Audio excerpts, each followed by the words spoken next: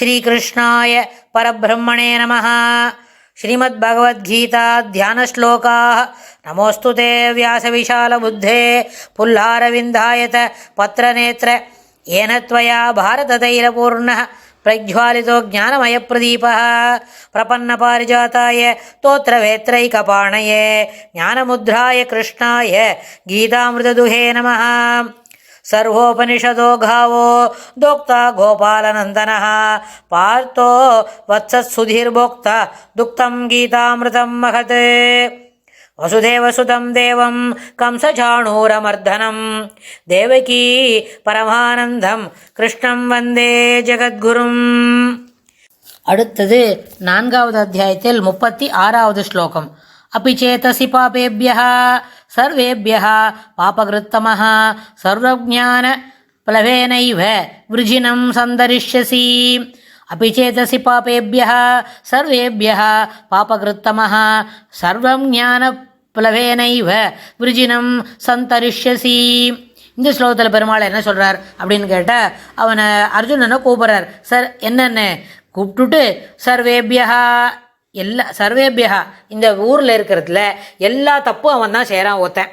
அப்புறம் எல்லா கிறிஸ்தவமான காரியம், அதாவது அடுத்தவர்களுக்கு துன்பம் தரக்கூடிய செயல்கள், அதனால் மனம் வருந்தாமல் இருத்துதல், அது மனசில் ஒரு ஈரத்தோடு செய்யறதில்ல, ஈரமில்லாத மனத்துடன் செயல்களை செய்வது, அது என்ன பண்ணும், பாபத்தில் கொண்டு விடும். அதனால் சர்வேபியா இந்த உலகத்தில் இருக்கிற எல்லா விதமான பாபேபியா அப்பி பாவங்களை செய்தவனாக இருந்தாலும் செய்தவனாக இருப்பினும் அதுபோல பாவிகளுக்குள்ளாம் என்ன பண்ணுறார், பாபகிருத்தமாக எல்லாம் நிறைய பேர் இருக்கான். இதுபோல் எண்ணம் கட்டவனாக இருந்து அடுத்தவனுக்கு கொடுக்கக்கூடிய வசதிகளை தட்டி பறிச்சுக்கண்டு, அடுத்தவனுக்குன்னு வச்சிருக்கிற காசெல்லாம் இவன் செலவாக்கிண்டு, அடுத்தவனுக்குன்னு இருக்கிற என்ன துணிமணிகளை இவன் போட்டுக்கிண்டு, இதில் இன்னொருத்தரோட துணி போட்டுக்கிறதுல ஒரு தவறெல்லாம் இல்லை அப்படின்னு ஒரு ஆர்கியூ பண்ணால் கூட, அவனுக்கு இல்லாத பொழுது அவன் இல்லாத என்ன துணிமணியை நம்ம பயன்படுத்தக்கூடாது. நிறைய துணியும் இருந்தால் 10 விதமான ட்ரெஸ் இருக்குன்னு வைங்க, ஒரு ட்ரெஸ்ஸில் நம்ம கேட்டு வாங்கி போட்டுக்கலாம். ஆனால் அவனுக்கு இருக்கிறதே ஒரு ட்ரெஸ் தான், அதை எடுத்து நாம் போட்டுனுட்டா அவன் என்ன செய்வன் அப்படின்னு. அதுபோல் இருக்கும்போது அடுத்தவனுடைய வசதிகளை தட்டி பறிப்பது, அடுத்தவனுடைய தேவைகளை தடுத்து நிறுத்துவது, அதுபோல் இருந்தால் அதெல்லாம் பாபத்துக்கு காரணம். அதுபோல் பாவங்களை செய்தவர் நிறைய பேர் இருக்கா இந்த ஊரில் அப்படின்னு வைங்க. அதுபோல் பாவிகளுக்குள்ளாம் இருப்பவனாகும், மேலும் பெரிய பெரிய தவறுகளை செய்தவனாகவும் இருந்தாலும், அதாவது அதுபோல அபிச்சேதசி பாபகிருத்தமாக அச்சிச்சேதசு அதுபோல் மேலே இருந்தாலும் சர்வம் எல்லா பாவங்களையும் விருஜினம் எல்லா பாவத்தையும் ஞானப்புலவேன ஞானம் என்னும் படகு ஒன்றினாலேயே சந்தரிஷ்யசி எளிதாக நம்மளால் கடக்க முடியும். இவ்வளோ தூரம் தப்பு செய்கிறோம், இதில் இந்த இடத்துல கொஞ்சம் நம்ம விரிவாக பார்க்கலாம். அதாவது தவறு செய்கிறான், அடுத்தவனுக்கு தேவையாக இருக்கக்கூடிய வசதிகளை தட்டி பறிக்கிறான், அதுக்கப்புறம் அடுத்தவனுக்கு தேவையாக இருக்கிற உணவை என்ன தடுத்து நிறுத்துகிறான், அடுத்தவனுக்கு தேவையாக இருக்கக்கூடியதோ பரீட்சைக்கு படிக்கணும் அந்த நேரத்தில் போய் அந்த ஏரியாவில் கண்டிப்பாக என்ன பண்ணுறான், பவர் கட் பண்ணிவிடுறான். எத்தனை பிள்ளைங்க படிக்கணும், ஸ்கூல் ஃபைனல் எக்ஸாம் எழுதணும். அப்போ அவனுக்கு என்ன தோணும், நம்மளுக்கு வசதி இல்லை பார்த்தியான்னு. எந்த வசதி இருந்தாலும் 5 பேஸ் கரண்ட்டு இருந்தாலும், கரண்ட்டே ஊரில் இல்லைன்னா எந்த ஒரு பேஸில் வரும், ஊரில் எல்லா பேஸ்லையும் இருக்குது, ஒரு பர்டிகுலர் ஃபேஸ் கரண்ட் மட்டும் போயின்னு இருக்குன்னு சொன்னால், நம்ம ரொட்டேட்டட் சுவிட்ச் இருந்தால் அந்த பேஸ் இருக்கிற கரண்ட்டை நம்ம திருப்பினா நம்ம வீட்டில் நம்ம படிக்கிற இடத்துல ஒரு 2 லைட் எரியும், வெளிச்சமாக இருந்தால் படிக்கலாம். ஆனால் கரண்ட்டே இல்லை, entire supply has been stopped அப்படின்னா பவர் சப்ளை என்ன குறைஞ்சி போயிடும், அதனால் படிக்க முடியாது. இதுபோல் causing inconvenience at the time of requirement, அதாவது தேவையாக இருக்குது. அதுபோல் ஒருத்தன் ரொம்ப பசிக்க வேகமாக தளிகை பண்ணி பெருமாளுக்கு பண்ணணும் சாப்பிடணும் காத்துட்டு இருக்கும்போது அந்த நேரத்தில் என்ன பண்ணுறான், தளிகை பண்ண விடாமல் தடுக்கிறது, இல்லை பண்ணினாலும் சாப்பிட விடாமல் தடுக்கிறது, இதுபோலெல்லாம் செய்யும்பொழுது இந்த பாபகிருத்தமாக அப்படின்னு ஒரு வார்த்தை சொன்னோம் இல்லையா, ஞானப்புலவேன ஏவ அப்படின்னு சொன்ன புலவேன ஏவ அப்படின்னா இதெல்லாம் இருக்குன்னு வைங்களேன். ஒருத்தர் அது மாதிரி செஞ்சுன்னு இருக்கான், அடிக்கடி தப்பு பண்ணுறான், அது வேலைக்கு அதாவது வீட்டுக்கு தேவையான அத்தியாவசியமான சாமான்லாம் வாங்கணும்னு காத்துட்டு இருக்கும் பொழுது இவன் என்ன பண்ணுறான், அந்த காசு எடுத்துன்னு போய் ஒரு அவசியமில்லாத சில செலவெல்லாம் செய்துட்டு வரான். அப்படின்னா இது போலெல்லாம் ஒருத்தனுக்கு நல்ல பிஹேவியர் இருக்குது, நல்ல கொஷின் மார்க் போட்டு கொஞ்சம் சிரிச்சு நடுவான் அந்த இடத்துல. அதுபோல் பிஹேவியர் ஒருத்தனுக்கு இருக்குது, இதுபோல் பழக்கங்களும் இதுபோல் எண்ண ஓட்டங்களும் ஒருத்தனுக்கு இருக்குன்னு வைங்களேன். அப்போ என்ன செய்யலாம், ஞானப்பலவேன ஞானத்தினால் ஒன்றினாலேயே இதே நம்ம என்ன பண்ணோம், முறியடித்து இதுலேருந்து வெளியில் வர முடியும். இதுக்கு என்ன எப்படி பண்ணலான்னு கேட்டால், இது மாதிரி தவறு செய்கிறான் இல்லையா, ஒருத்தருக்கு என்னமோ ஒரு அத்தியாவசியமான சாமானை வாங்கி தர மாட்டேன்றான் அப்படின்னு சொன்னால், அது ஏன் வாங்கி தரணும், அந்த நம்மக்கிட்ட இருக்கிற டிபெண்ட்டுக்கு இது இந்த சாமான் தேவையாக இருக்குது, it is a basic requirement அப்படின்னு சொல்லி அவனுக்கு எடுத்து சொல்லி புரிய வைக்கலாம்.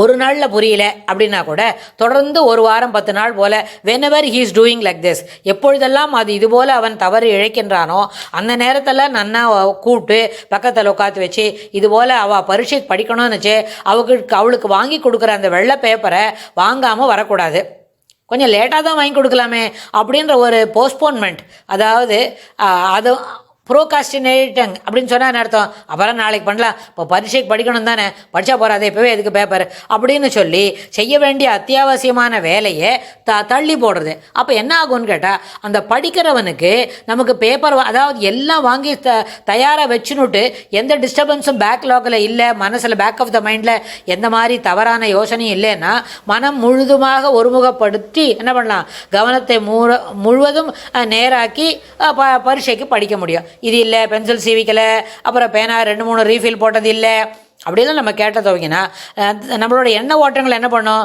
அது சிதறிடும், படிக்க முடியாது. அப்போ அதுபோல் தவறு செய்கிறான்னு வைங்க, அவளுக்கு இதை நம்ம சொல்லிக் கொடுக்கலாம், இப்படி பண்ணக்கூடாது, அவனுடைய ஃபோக்கஸிங் மைண்டோட எபிலிட்டி குறைஞ்சிடும், அவனோட பரீட்சைக்கு படிக்கச்சே இது மாதிரிலாம் டிஸ்டர்ப் பண்ணக்கூடாது, என்ன கேட்டாலும் அதெல்லாம் வாங்கி அத்தனையும் அவன் டேபிள் மேலே வச்சுட்டு நாளைக்கு ஸ்கூலுக்கு போகிறவனாக இருந்தாலும் காலேஜ் போகிறவனாக இருந்தாலும் அவனுக்கு எல்லாத்தையும் அவன் பேக்கில் போட்டு ரெடியாக இருக்கு, ஆல் டிக்கெட்டும் ஃப்ரண்ட் பேக்கெட்டில் வச்சுருக்கேன்னு அவள் அம்மாவோ அப்பாவோ யார் மாமாவோ யார் கூட இருக்காளோ அவள் அதை செய்து கொடுக்கலாம்.